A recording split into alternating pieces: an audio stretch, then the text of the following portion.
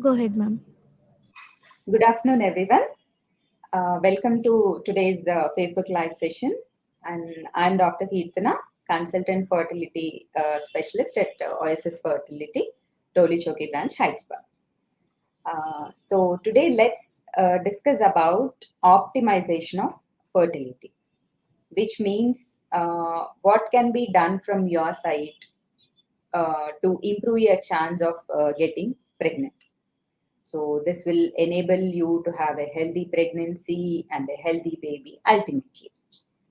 So if we look at the things that have to be optimized, the first and the foremost thing that comes to our mind is what can be done about lifestyle practices. So are we adapting to the right practices to increase the success rate?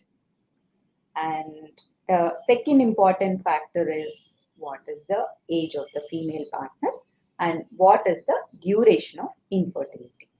That means the number of years that got elapsed since the couple is trying to conceive. And if we look at the maximum chance of getting pregnant in a woman, it is in their early 20s and 30s, and within the first 3 to 6 months of trying as such. So that which we call as cycle fecundity rate, that is the chance of success rate. It is around 25 to 30% per month.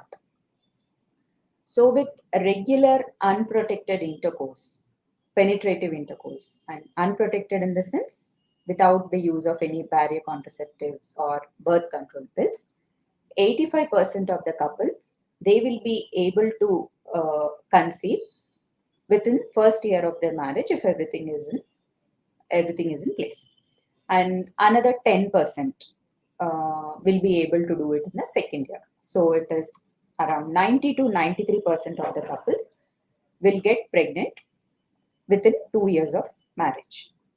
So the next question that arises is, when should I seek expert help, or when do I need assistance?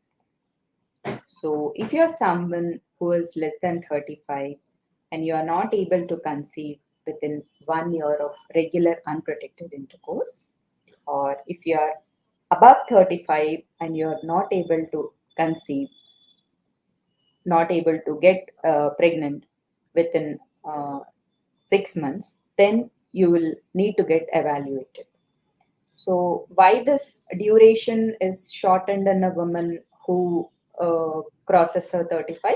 Because as the woman crosses her 35, there will be a decline in her egg quantity and quality, and there will be she will be at more risk to have chromosomal abnormality in the her oocyte.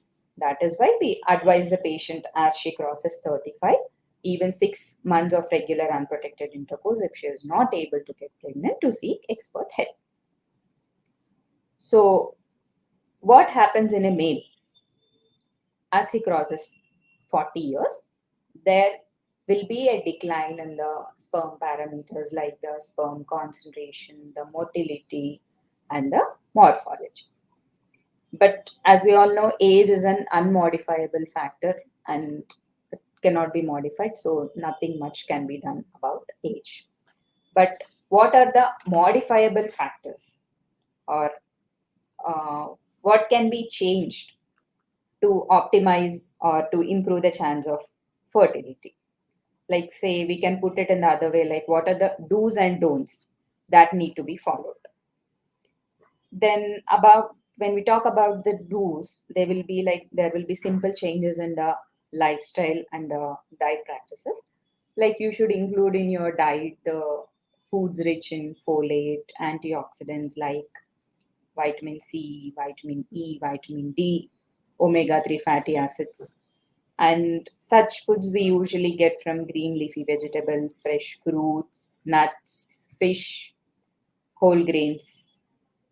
And any couple attempting to conceive, it is advised to consume or take folic acid supplements in a dose of 500 milligrams per day 3 months prior to planning their pregnancy through first 3 months of pregnancy. Apart from folic acid, it is also important to take vitamin D3 supplements as they tend to improve the egg and the sperm quality. So people tend to ask us, how should my pre-pregnancy diet be planned? So we can ask you to plan your diet in such a way that our diet major components are the carbohydrates, the proteins, and the fats. So the carbs are again of uh, complex and the refined types. Complex is from the fruits and vegetables that you take. So they cause slow rise in the blood sugar levels. Insulin levels will be maintained, and there won't be much of problem with such foods. But in case of refined carbohydrates, which are usually baked foods or the foods that are prepared out of maida, they cause a rapid rise in blood sugar levels. Insulin levels will shoot up accordingly, which will lead to increased risk of obesity and increases the risk of anovulation. And next comes to protein part, which is again of plant protein and animal protein. Plant protein is from the foods like soya, nuts, beans, and it is recommended to include at least 5% of these plant protein products in your everyday diet. And animal protein is again from the meat and the chicken. And coming to the fat, again, it is advised to cut down the products like biscuits, cakes, or anything that is prepared out of butter because they contain saturated fats. So always remember to consume food that is not processed, clean, balanced, and design your diet in such a way that 50% of your meal plate includes fresh fruits, vegetables, 25% with the whole wheat or brown rice or oatmeal, and another 25% with the proteins like the beans and the nuts. Never forget about the fiber rich foods like the almonds, chickpea. Take good amount of water, keep active, stay hydrated, and consume foods which are rich in sodium, potassium, vitamin D, which is all essential for the good egg quality. And apart from the diet, limit any consumption of sugar containing beverages and use healthy vegetable oils like olive oil or sunflower oil. And after the diet, the next important lifestyle practice is about the exercise, yoga. Exercise, it is recommended to have at least 30 minutes of moderate intensity exercise 3 to 4 times in a week, but never in excess again because it can again lead to anovulation. And exercise, apart from keeping you active, with also release some healthy substances called as endorphins, which will have a positive effect like they cause uplift in the mood, and they are found to be beneficial. After the exercise, the point that has to be stressed is you have to keep your BMI in a normal range and maintain a healthy weight. So what is BMI? BMI is nothing but body mass index, which is calculated uh, by the formula weight in kg upon height in meter square. And any BMI in the range of 18.5 to 24.9 is considered normal. And if it's less than 18.5, then you are underweight. And if it is more than 25, then you are overweight. Do these underweight and overweight, do they have any adverse effects on fertility? Definitely yes, because they tend to cause hormonal imbalance, because of which the egg is not released timely, and there is increased risk for anovulation. So it is important to keep your BMI within the normal range. If a obese woman gets pregnant, she is at increased risk to have miscarriages. There will be increased risk of hypertensive disorders in pregnancy, or she's more prone to have preterm labors. What happens in a men if they are obese? There will be decrease in the sperm parameters like decrease in the concentration, motility, and morphology. Apart from alteration in the sperm parameters, there will also be a change like decreased libido, and they tend to face erectile dysfunction. And last but not the least, the another important thing to do is to have at least 7 to 8 hours of sleep in a day. And now, after the do's, how to change the diet, how to maintain a healthy BMI, the exercise, the supplements that you're supposed to take. After that, what are the things that you need to avoid? What are the don'ts basically? So stop smoking, the most important factor for a female, because smoking tends to have its effects on the functionality of the tube. It'll increase the risk of ectopic pregnancies and decrease the fertility chance by around 40%. Apart from this, smoking also has its deleterious effects on uterine function, ovarian function, increases the risk of premature ovarian insufficiency. In a male, smoking will cause its effects on the sperm parameters like decrease in the sperm concentration, motility, and the morphology. Next don't is about limitation of the alcohol intake. And in a female, consumption of alcohol, in a study it was found that the time to pregnancy is increased in a female who consume alcohol. The next important thing is limitation of the caffeine intake to about 200 milligrams per day, or to maximum of 2 cups of coffee in a day. And coming to tea, same, it's again less than 3 cups in a day. Reduction of stress.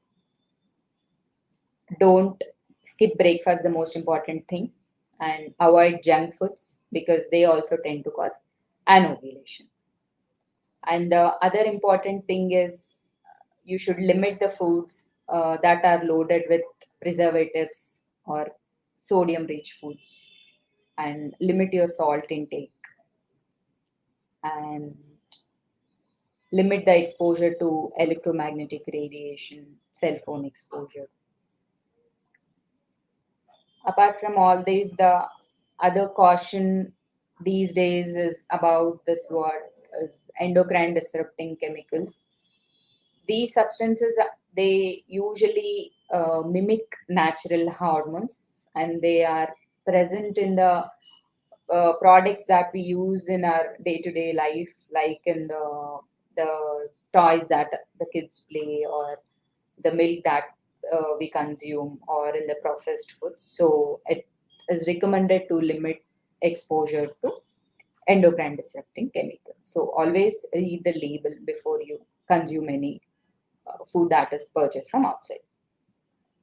So after this discussion about how to optimize in terms of do's and don'ts, what to take, what to avoid, how to exercise, what about the sleep, caffeine, tea, and all. Now let's discuss about fertile window. So what is fertile window? Fertile window, it is a time during which we can say the conception chances are maximum in a woman who will have regular cycles, which is a 21 to 35 day cycle. So in such women, fertile window is usually calculated by using what is called as a menstrual or by maintaining a menstrual calendar. Such women, they tend to ovulate around day 16 of their menses, that is 14 days prior to the onset of next expected menses. So, couples attempting to conceive, they are advised to have alternate day intercourse during this fertile window. And this window is calculated by usually it lasts like somewhere around 5 days prior to and 1 day after the expected time of ovulation. So many people, they again ask us, how will I know that I am ovulating? So that can be known by simple observation that a woman can make, and there will be change in the character of the cervical mucus. And cervical mucus, it tends to become more slippery. There will be increase in the quantity of the mucosal vaginal discharge that she produces in between day 10 to day 14 of cycle. So intercourse during this period will increase her chance of getting pregnant. And the second method is to keep a track of basal body temperature. And post ovulation, the basal body temperature rises slightly because of the progesterone release. And the other method is by using the commercial urinary LH kits. So if you are able to see two lines in the kits, that implies that the ovulation is likely to happen within 48 hours. So in this way, you can track your ovulation, and intercourse, alternate day intercourse during this time period will also increase the chance of getting you pregnant. And the other question that people ask is about the usage of lubricants, which during the intercourse is not recommended, as the lubricants, they are likely to contain spermicidal agents which are likely to cause damage to the sperm.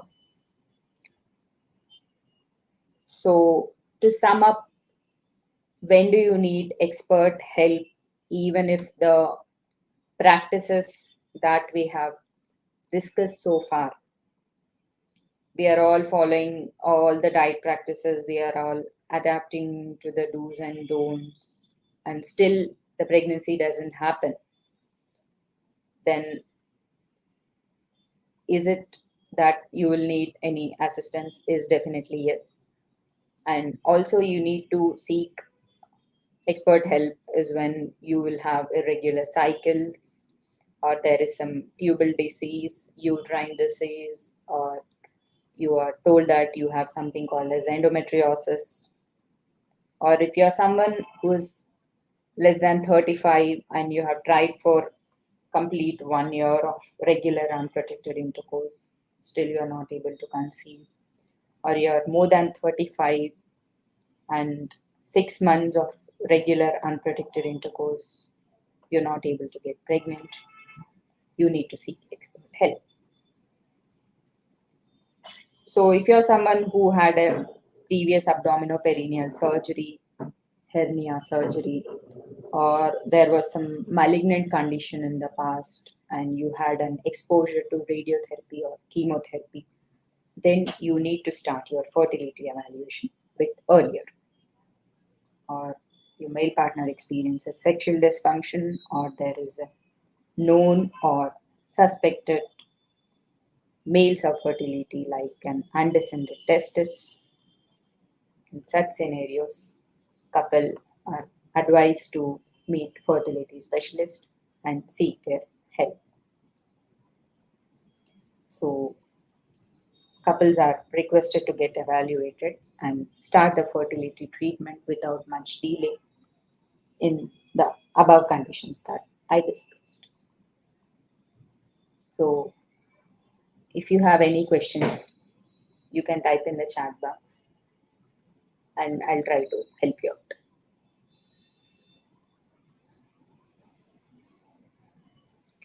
So I can see a question: what factors can improve the fertility?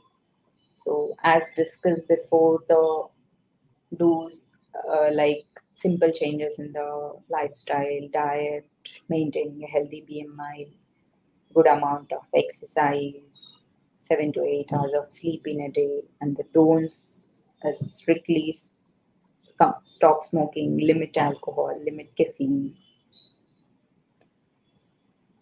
Can These are the factors which can be done from your side basically to improve your chances.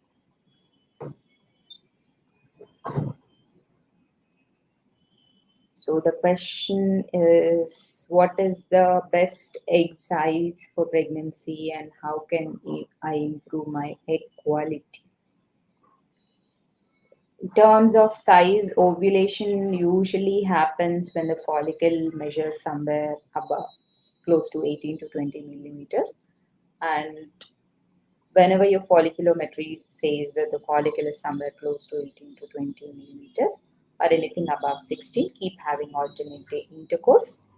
So even frequent ejaculations will tend to improve the sperm quality as well and increase the chance for pregnancy. And regarding how can I improve my egg quality is by again a healthy lifestyle, vitamin D3 supplements, folic acid preconceptionally, good amount of protein rich diet, reduction of the stress is all the way to improve the egg quality.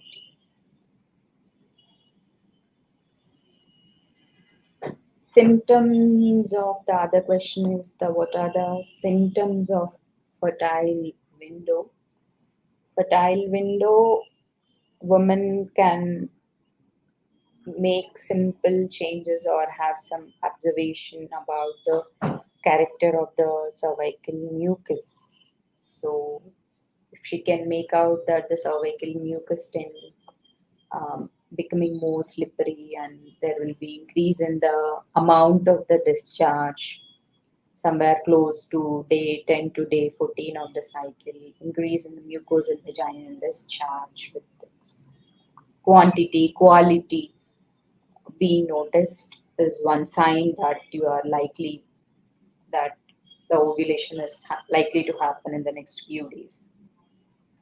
Or if you are able to track your basal body temperature, there will be a slight rise, which is difficult to record, but still, because of the progesterone release, some women tend to feel there is rise in the basal body temperature, or by using the commercial urinary LH kits. So if you are able to see two lines on the kits, then it implies that within the next 48 hours, the ovulation is likely to happen. So the two lines implies that the LH surge has started, and within 48 hours, the ovulation is likely to happen.